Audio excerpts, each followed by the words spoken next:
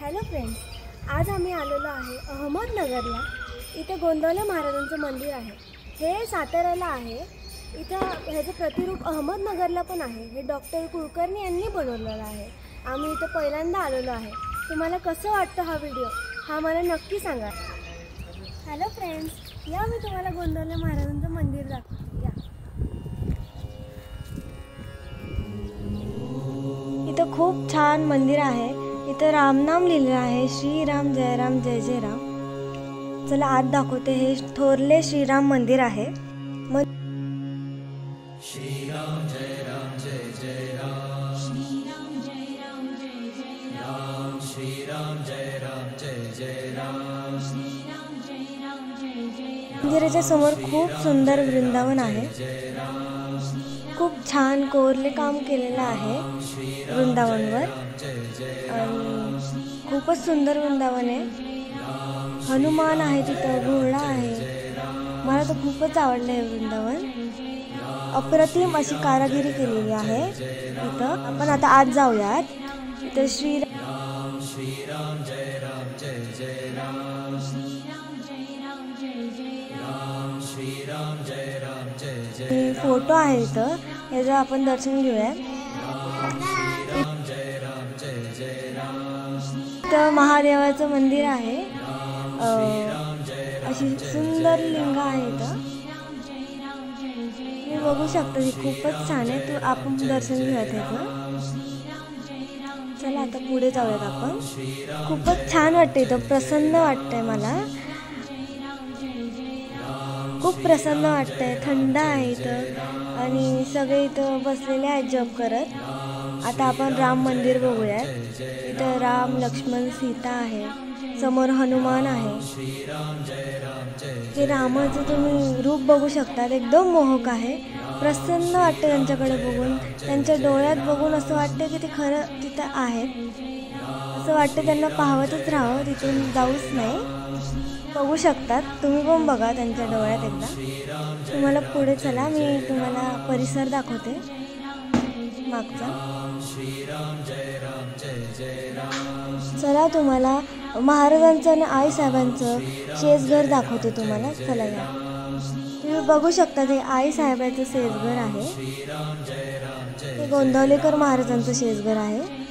तुम्ही बघू शकता तिथं महाराजांची पादुका आहे, त्याची पालखी निघते दरवर्षी। महाराज आराम करतात तिथं।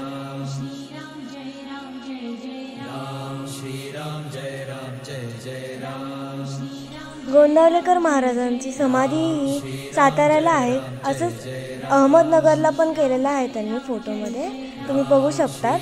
चला पुढचं दाखवते तुम्हाला, मागचा परिसर दाखवते। ही माझी बहीण आहे दीदी, आणि हा माझा भाचा आहे कृष्ण। हाय, तो ये म्हणतोय तुम्हाला, या मंदिर बघायला। आता तुम्हाला मागचा परिसर दाखवते मी। इथं बांधकाम चालू आहे राहण्यासाठी।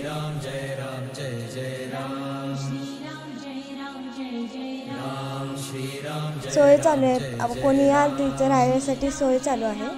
इथं सुंदर असं बाग आहे सीताफळचं, तुम्ही बघू शकता सीताफळ। इथे सुंदर बाग आहे।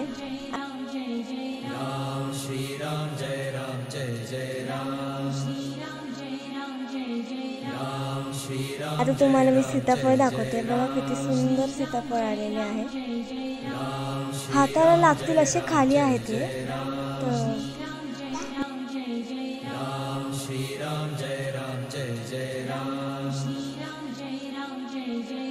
महाप्रसाद झाल्यावर इथं हात धुण्यासाठी सोय केलेली आहे। खूप मोठं आहे इथं हात धुण्यासाठी सगळ्यांना।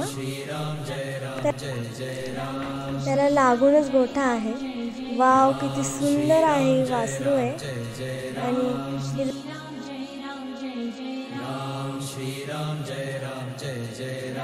नाव रेणुका आहे। आमचं कृष्ण बघा कसं खेळतोय त्यासोबत। ही डोळे बघा ना किती सुंदर आहे, बघूच वाटते तिच्याकडे।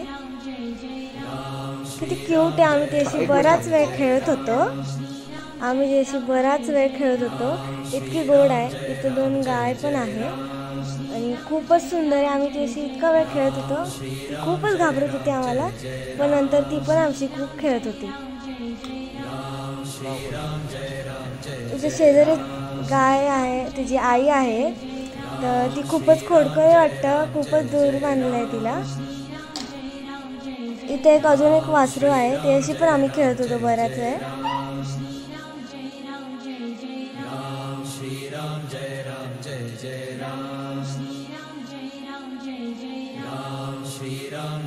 बाहेर आली आता आणि तिथून बाहेर आल्यावर संत्र्याची खूप मोठी बाग आहे, तुम्ही बघू शकतात.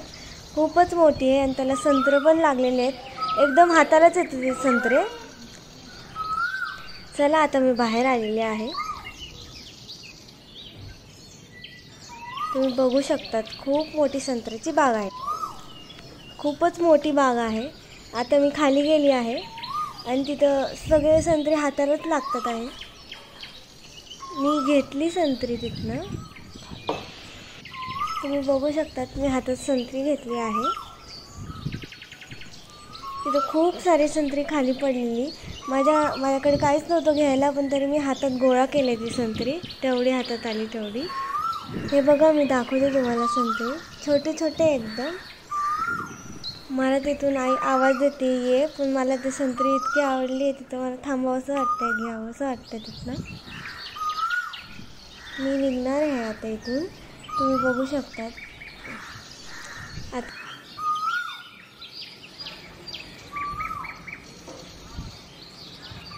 आम्ही निघणार आहोत इथून.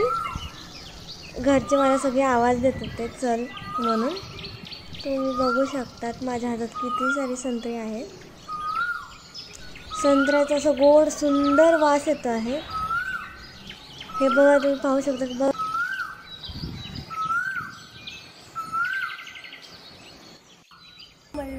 तुम्हाला जर आवडला असेल हा ब्लॉग तर ह्याला लाईक, शेअर, सबस्क्राईब करा आणि कमेंट करा की कसा वाटला तुम्हाला हा व्हिडिओ.